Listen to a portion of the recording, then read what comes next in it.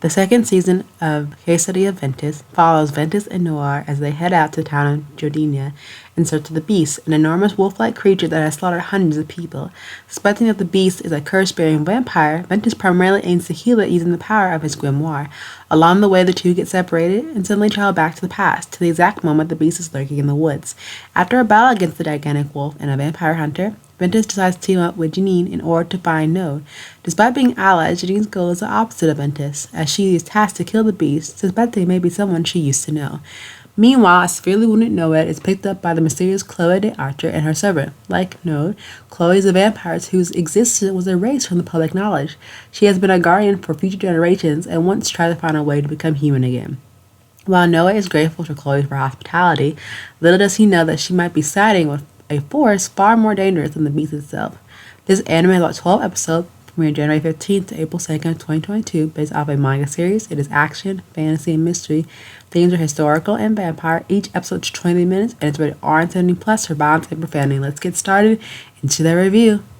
We are back, my lovelies, and here we have the second season of Case Study of Ventus, where we have Ventus and Noé as they look starstruck as to what has happened.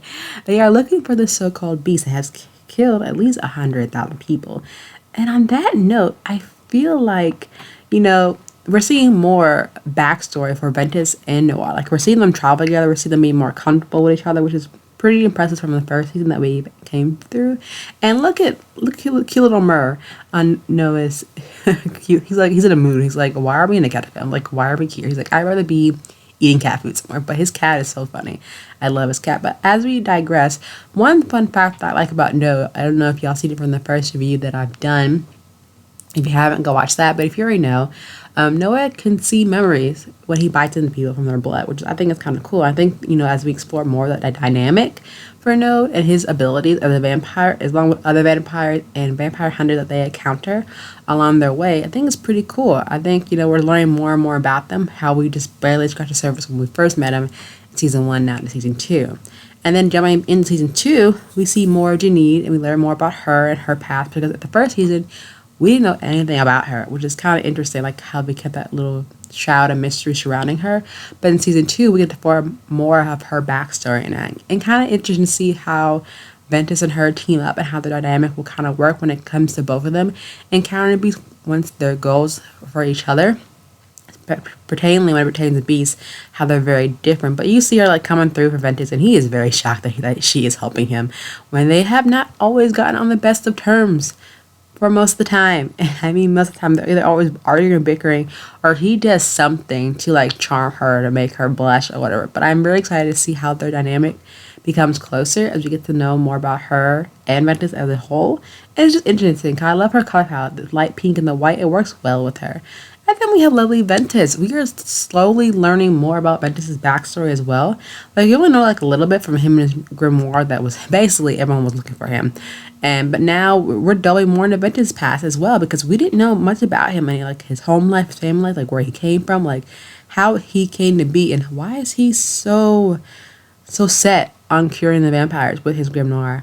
And like, why does he have it to begin with? Like, who gave it to him? And then we have my lovely woman. We have lovely Dominique here. So she gets off a little bit like ice cream vibes from like Weiss from Ruby, which I love. I love seeing more of her. And I love that, we're seeing some of the returning cast come back, which I thoroughly enjoy a lot. And I love her. Like, I can't wait to see more of her if they do come out with another season. But if not, it's fine. I enjoyed seeing her when she appeared on screen. Now to wrap up the summary of what I think of the second season for Case Study of Ventus, I thoroughly enjoy it a lot. I think I would enjoy more seeing of the main cast characters come back and learning more about them, because I feel like for this epic vampire tale that we've been given from 1 to 2 now, I feel like we're just focusing on two major events, which is the beast, and then we also have a music park art that covers a major progression of the manga from volume 6 to volume 10.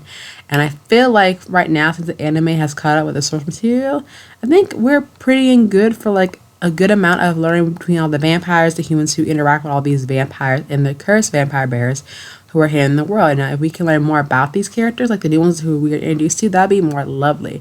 And I can't wait to see if we do get third season. But if we're not, and depending on how far the manga updates itself, we might be getting another season in the future. But until then, definitely check out the case study of Ventus Part 2.